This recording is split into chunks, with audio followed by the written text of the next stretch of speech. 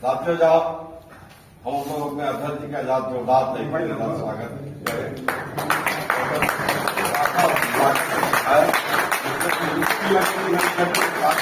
वास्तव में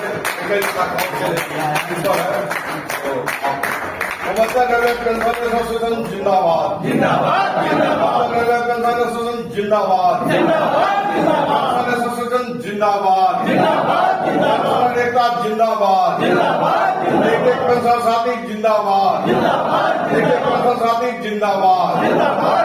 ग्रामीण नमन जिंदाबाद, जिंदाबाद, जिंदाबाद। ग्रामीण नमन जिंदाबाद, जिंदाबाद, जिंदाबाद। एक कॉली जिंदाबाद, जिंदाबाद। एक साथी जिंदाबाद, जिंदाबाद, जिंदाबाद, जिंदाबाद, जिंदाबाद। साथी नमन मंचासीन एवं शाखा के सभी पदाधिकारीगण, भाइयों और बहनों, आप लोग इस शाखा की इस मीटिंग में आए, जो कि वास्तव में 25 तारीख को होना था, लेकिन होली की वजह से इसको प्रीपोन किया गया है 3 दिन पहले। और हमें बड़ी खुशी है कि ये सूचना व्हाट्सएप पे दिया गया और हर आदमी तक पहुंचा। सब लोग उस चीज को फॉलो करते हुए आज की डेट में यहाँ पे उपस्थित हैं। ये अपने आप में आप लोग की जागरूकता को दर्शाता है। इसके लिए हम चाहेंगे कि आप खुद अपने लिए एक बार ताली बजाएं। सही होगा।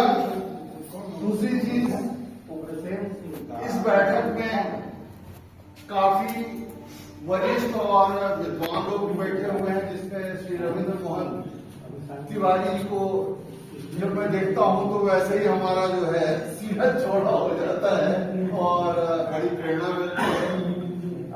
सब लोग एक से एक विद्वान हैं। अभी भारत पेंशन समाज की बहुत सारी बातें हुई, तो ये वास्तव में गौरव का विषय है कि हम लोग इस देश के सबसे बड़े पेंशनर फेडरेशन भारतीय पेंशनर समाज से जुड़े हुए हैं और भारत पेंशनर समाज के द्वारा नित्य प्रति नए नए चीजों की डिमांड की जाती है, उसके ऊपर पैरवी की जाती है, वकालत की जाती है और कोशिश किया जाता है, दबाव डाला जाता है कि रेलवे बोर्ड इस चीज को माने, हमारा जो सेंट्रल गवर्नमेंट है इस चीज पर अध्यादेश जारी करे। तो इस तरह की बहुत सारी बातें हैं। इनमें कुछ बातों को जरूर मैं चाहूंगा आप लोगों से शेयर करूं। और उसमें सबसे पहली चीज ये है कि हम लोग रेलवे वाले डेफिनेटली और सेंट्रल गवर्नमेंट के एम्प्लॉय कहे जाते हैं। रेलवे के अलावा पोस्टल वाले भी सेंट्रल गवर्नमेंट के एम्प्लॉय कहे जाते हैं। सही बात है। दूसरे जो गृह मंत्रालय वाले हैं वो भी सेंट्रल गवर्नमेंट के एम्प्लॉय कहे जाते हैं। तो सेंट्रल गवर्नमेंट के बहुत सारे डिपार्टमेंट हैं, बहुत सारे। इवन आप BSNL आ जाइए, बैंक्स आ जाइए, और ये सब भी कहीं ना कहीं से सेंट्रल गवर्नमेंट का अंडरटेकिंग है। लेकिन सबसे बड़ी दुखद बात यह है कि सेंट्रल गवर्नमेंट में अलग अलग विभागों के लिए अलग अलग नियम चल रहे हैं। जैसे एक सेंट्रल गवर्नमेंट का हेल्थ स्कीम होता है, CGHS बोलते हैं। CGHS रेलवे पे नहीं लागू होता है, लेकिन पोस्टल वालों पे लागू होता है, डिफेंस के सिविलियंस पे लागू होता है, सभी मंत्रालयों, सेंट्रल गवर्नमेंट के सभी मंत्रालयों के कर्मचारियों और पेंशनर के ऊपर लागू होता है, लेकिन रेलवे वालों के लिए नहीं लागू होता है। वहां पर तमाम सुविधाएं हैं, जिन सुविधाओं से रेलवे वाले वंचित हैं। क्यों? इसलिए क्योंकि CGHS उनके ऊपर लागू है और हमारे ऊपर कौन सा लागू है नियम, तो उसको बोलते हैं RELHS, central government health scheme और railway employees liberalised health scheme. दोनों में फर्क। बहुत पहले सुप्रीम कोर्ट का एक डिसीजन आया, उसमें यह कहा गया कि सेंट्रल गवर्नमेंट के जो एम्प्लॉय हैं अथवा पेंशनर हैं वो किसी भी हॉस्पिटल में ट्रीटमेंट करा लें, उनके पैसे का पूरा पूरा रिम्बर्समेंट हो। और उस न्यूज का इतना प्रचार हुआ कि आजकल मैं भी देखता हूं, हालांकि न्यूज करीब 2 साल पहले का है, लेकिन आजकल भी कोई ना कोई उठा के तब तो फिर उसको पोस्ट कर दिया, अनजाने पोस्ट करता है। उनको ये नहीं पता है कि ये जो न्यूज है इस न्यूज से रेलवे वालों का कोई लेना देना नहीं है, लेकिन वो गुड फेथ में उसको पोस्ट कर।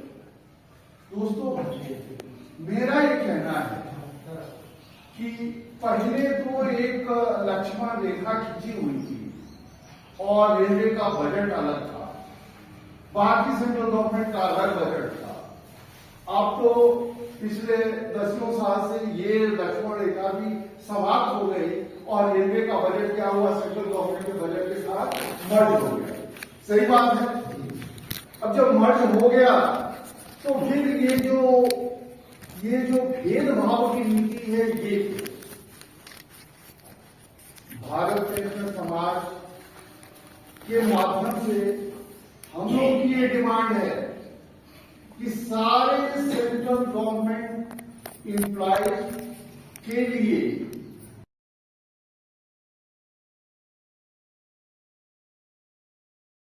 सेटलमेंट,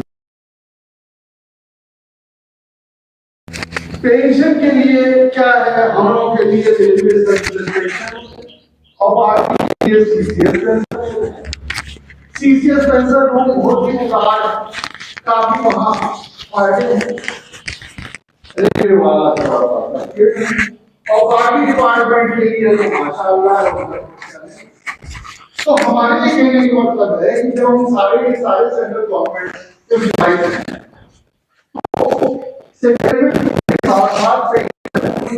एक होना चाहिए। आप लोग सहमत है कि नहीं है?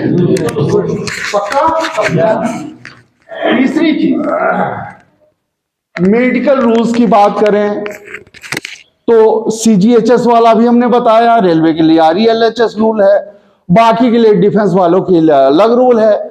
हमारा ये कहने का मतलब है कि अगर केंद्र सरकार अपने एम्प्लॉयज और पेंशनर्स के स्वास्थ्य का ख्याल रखती है तो आज के डेट में तमाम माने सैकड़ों बैंक है कि नहीं है, सरकारी के अलावा प्राइवेट बैंक भी, एचडीएफसी और आईसीसी है ना कुछ।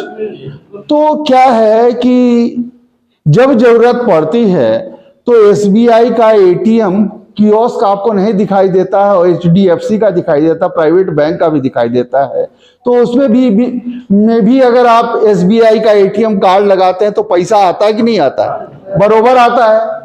तो सवाल है कि सैकड़ों बैंक के लिए कंप्यूटर के द्वारा ऐसा सॉफ्टवेयर बनाया जा रहा है जिससे कहीं भी चाहे तो किसी भी बैंक के एटीएम से लाभ उठा सकता है। तो यहां सेंट्रल गवर्नमेंट का जहां मामला है वहां तो 3 ही 4 हेल्थ स्कीम है, एक सीजीएचएस है, एक आरईएलएचएस है, एक डिफेंस वालों के लिए है। भैया इनको काहे नहीं आपस में मर्ज करके ऐसा सिस्टम करते हो जो हमको यूएमआईडी कार्ड दिए हुए हो, इस यूएमआईडी कार्ड को हम घुसाएं और हमको अगर जरूरत है सीजीएचएस से इलाज करवाने की तो वहां का पर्चा बन जाए और वहां जाके हम अपना इलाज करा लें। अगर हमारा कोई रेलवे एम्प्लॉय लद्दाख के पास रह रहा है, वहां मिलिट्री का हॉस्पिटल है, तो वहां कियोस्क में लिया जाए और वहां का मिलिट्री हॉस्पिटल का पर्चा निकल जाए, वहां हम लोग इलाज करा दें। कैसा रहेगा?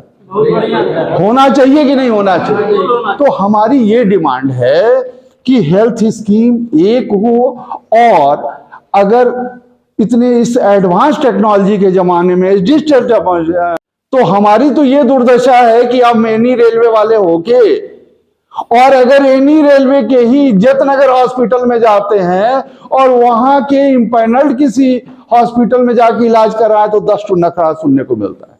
क्या कि भैया ये जो है आपका कार्ड गोरखपुर का है और ये जो हॉस्पिटल है ये इज्जतनगर से टैग्ड है, हम आपका इलाज नहीं करेंगे।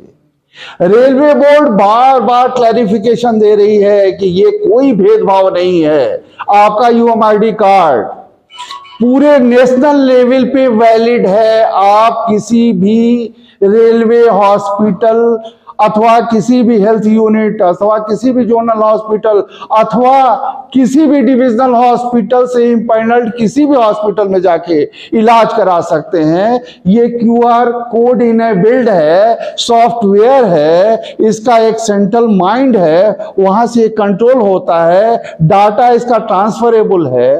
तो फिर इस तरह का जो भेदभाव RELHS के कार्ड में होता है,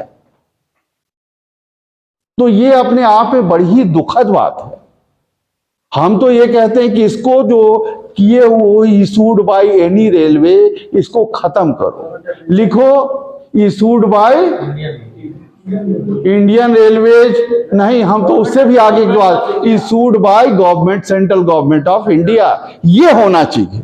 सही है ना?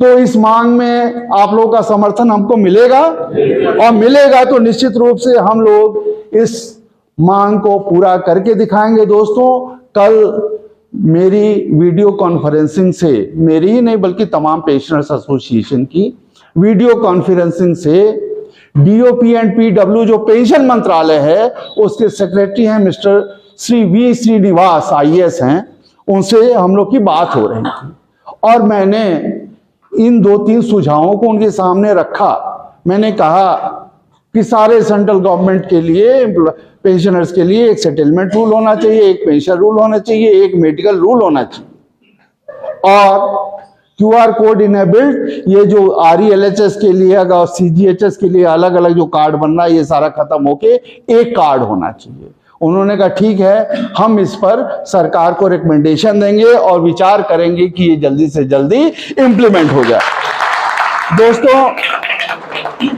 दूसरी चीज मैंने एक और सुझाव दिया कि जब सारे सेंट्रल गवर्नमेंट एम्प्लॉयज के लिए, पेंशनर्स के लिए DOPT पॉलिसी बनाता है, पक्का है ना ये, इसमें तो कोई दो राय नहीं है, सबके लिए पॉलिसी मेकिंग अथॉरिटी DOPT है, और वहां से सर्कुलर जाता है और हर मंत्रालय उसको सर्कुलेट करता है, और तब जाके वो इंप्लीमेंट होता है।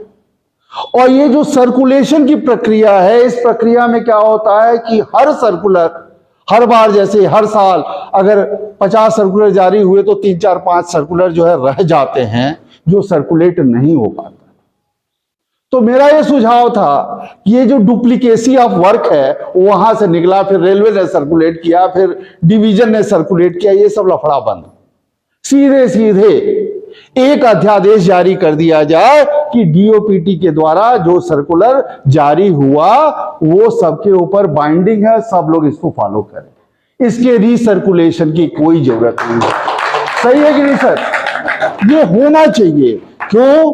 क्योंकि अभी कुछ मामले मेरे सामने ताजा आए, जब मैं रिसर्च कर रहा था तो पाया कि तमाम 3-4 ऐसे सर्कुलर हैं जिसको आज तक रेलवे बोर्ड ने सर्कुलेट नहीं किया, और जब सर्कुलेट नहीं किया तो मैं RTI लगाया, और RTI लगाया तो उसका नतीजा हुआ कि रेलवे बोर्ड ने 1.5 साल बाद उसको सर्कुलेट करके कॉपी हमको RTI के रिप्लाई में भेज दिया। बताइए साहब, कितना बड़ा अन्याय है। तो दोस्तों, ये हमारी डिमांड है, और इस डिमांड को भी हमने भारत पेंशन समाज के माध्यम से उठाया है। सबसे बड़ी चीज आपके एसोसिएशन का ये अचीवमेंट है कि हम लोग जो नियमित रेगुलर कार्रवाई है, सारे पेंशनर्स को एक प्लेटफॉर्म पे लाना, आपस में विचार विमर्श करवाना, एक पारिवारिक माहौल बनाना, समस्याओं को ऊपर के लेवल पे रखना, ये सब सारा काम तो करते ही करते हैं। आपके मनोरंजन के लिए भी मुकम्मल व्यवस्था हम लोग करते हैं, ताकि कभी भी कोई भी हमारा पेंशनर अपने को आइसोलेटेड फील ना करे। जब पेंशनर क्या होता है, अलग थलग पड़ जाता है, तो उसके साथ एक ही चीज होती है, वो डिप्रेशन का मरीज हो जाता है। तो हमें इस चीज का ख्याल रखना होता है कि हमारा कोई पेंशनर डिप्रेशन में ना जाए, इसके लिए हम हमेशा कांटेक्ट करते रहते हैं, संपर्क करते रहते हैं। और साथ ही साथ इन सब कामों के अलावा एक और एसोसिएशन काम करता है, वो काम है रिसर्च का, रिसर्च सेंटर का। रिसर्च सेंटर का क्या मतलब कि कहां से हमारे पेंशनर को कौन सा फायदा मिल जाए। दोस्तों, एक होता है एक्सीडेंट फ्री सर्विस अवार्ड। तमाम जो ड्राइवर्स हैं, स्टेशन मास्टर कैटेगरी के लोग हैं, वो लोग जानते हैं कि ये अवार्ड होता है। लेकिन गोरखपुर में मैक्सिमम ड्राइवर्स और स्टेशन मास्टर लखनऊ डिवीजन के हैं, और लखनऊ डिवीजन पिछले 5 साल से 6 साल से इसको दे ही नहीं रहा था। सही कह रहा हूं या गलत कह रहा हूं?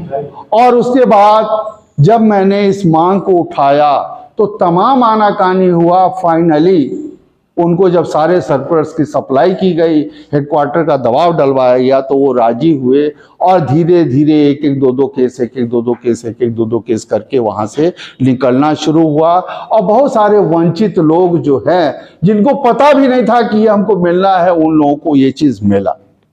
सही है? गलत कह रहा हूं या सही कह रहा हूं? बहुत सारे लोग अच्छा भला पैसा पाए। इसके अलावा दोस्तों, एक 30 जून और 31 दिसंबर को जो रिटायर्ड हैं, उनके लिए एक नोशनल इंक्रीमेंट की बात आ रही है। उसके साथ शर्त यह है कि अगर 30 जून को रिटायर हुआ, उसको ये चेक करना है कि अगर 1 जुलाई को रिटायर होता तो जुलाई वाला इंक्रीमेंट अगर मिल जाता, यानी कि 1 साल पूरा हो गया, या 31 दिसंबर को रिटायर हुआ और 1 जनवरी को उसका इंक्रीमेंट ड्यू था, 1 साल पूरा हो गया है। तो ऐसे केसेस में तमाम कोर्ट ने ये आदेश कर दिया है कि इनको एक और इंक्रीमेंट दिया जाए। और इस आदेश का परिणाम हुआ है कि जब सरकार इस बात को नहीं मानी तो लोगों ने कोर्ट ऑफ कंटेम्प्ट किया, और जब कोर्ट ऑफ कंटेम्प्ट हुआ तो रेलवे बोर्ड ने यह आदेश जारी किया कि जहां कंटेम्प्ट हो रहा वहां पेमेंट कर दो। हम लोग की डिमांड है लगातार कि बूढ़े लोगों को, बुजुर्गों को क्यों कोर्ट का चक्कर लगवा रहे हो? तरस खाओ भैया उनको, और उनके लिए एक जनरल पॉलिसी बना दो। अगर न्याय संगत है तभी तो न्यायपालिका, आप उनकी बात ना मानो, ये तो सरासर अन्याय है। डिमांड सही है कि नहीं है? और हम लोगों की इस डिमांड को लेके जो पेंशन मंत्रालय है, डीओपीटी, वो कहता है भैया हम इसको वित्त विभाग से परामर्श ले रहे हैं। कब से लेंगे और कब तक लेंगे इसका कोई ठिकाना नहीं। तो ऐसे दशा में जब मैंने देखा कि धकाधक जो है कंटेम्प्ट के मामले में ही ये भाषा समझ रहे हैं, तो उसका भी मैंने एक रास्ता निकाला कि भैया कुछ लोग कुछ अपना कंट्रीब्यूशन देके और एक कंटेम्प्ट ऑफ कोर्ट डायरेक्टली किया जाए दिल्ली हाई कोर्ट में, और उसके लिए सारा कागज पत्र सारा तैयार हो रहा है। लेकिन उसमें जाने के लिए एक एप्लीकेशन देने की जरूरत थी, और जिसको हमारे बहुत सारे भाइयों ने दिया हुआ है। धीरे धीरे हर ब्रांच सेक्रेटरी के पास इकट्ठा हो रहा है, और बाद में वकील से बातचीत करके जो नॉमिनल होगा 2500 2000 जो रुपया आएगा उतना कंट्रीब्यूशन लेके कंटेम्प्ट कराया जाएगा। हमारा ये सोचना है कि अगर कंटेम्प्ट केस फाइल हो गया और सिर्फ नोटिस रेलवे प्रशासन को आ गया, तो रेलवे प्रशासन तो पहले ही से कहा बैठा है कि जहां कंटेम्प्ट हो जाए, नोटिस आ जाए, वहां पेमेंट कर दो। और पेमेंट कर दो का मतलब क्या हुआ? सीधे सीधे एक इंक्रीमेंट की बदौलत जो ग्रेचुटी का डिफरेंस है 50,000 60,000, लीव इनकैशमेंट का जो डिफरेंस है, पेंशन का जो एरियर है और पेंशन में जो बढ़ोतरी है, ये सारा का सारा लाभ मिलना है। बहुत बड़ा, लाखों रुपए में ये लाभ मिलना है। सही है? तो ये देखिए पूरे देश में और कोई एसोसिएशन नहीं कर रहा है। पूर्वोत्तर रेलवे पेंशनर्स एसोसिएशन सारा कार्रवाई शुरू कर दिया है, और आजकल डाटा भी मांगा गया है लोगों से। सही है ना? इतना ही नहीं दोस्तों, एक और चीज बताना चाहेंगे, वो ये है कि आज के डेट में जो 79 क्रॉस कर गए हैं, एज पर रूल क्या है कि जैसे ही 80वां उनका शुरू हुआ तभी से उनको 20% पेंशन, क्या कहते हैं, पेंशन का 20% मिलना चाहिए। लेकिन आपके पीपीओ पर यह नहीं लिखा हुआ है कि 80 के लगते ही दिया जाए, बल्कि पीपीओ पर यह लिखा हुआ है कि जब आप 80 कंप्लीट कर लेंगे तब दिया जाएगा, यानी कि 12 महीने का नुकसान है। इसके लिए भी कई कोर्ट से डिक्री मिल चुकी है, और हम लोग भी पूर्वोत्तर रेलवे के जो लोग 80 क्रॉस कर चुके हैं उनके लिए ये उपाय कर रहे हैं कि भैया उनको, उनके मामले में भी कुछ केस वगैरह करके और उनको क्या किया जाए, उनको भी वो 12 महीने का एरियर दिलवाया जाए और साथ में 12% ब्याज दिलवाया जाए। सही रहेगा? और जो 80 नहीं क्रॉस किए हैं, 80 के नीचे हैं, वो लोग अभी से एडवांस जो है तैयारी कर लें ताकि उनको भी 1.5 लाख 2 लाख रुपए का फायदा हो जाए। सही रहेगा दोस्तों? एसोसिएशन का कुंवर जी बड़ा हंस रहे, क्या बात है, उसके लिए भी हम लोग तैयारी करवा रहे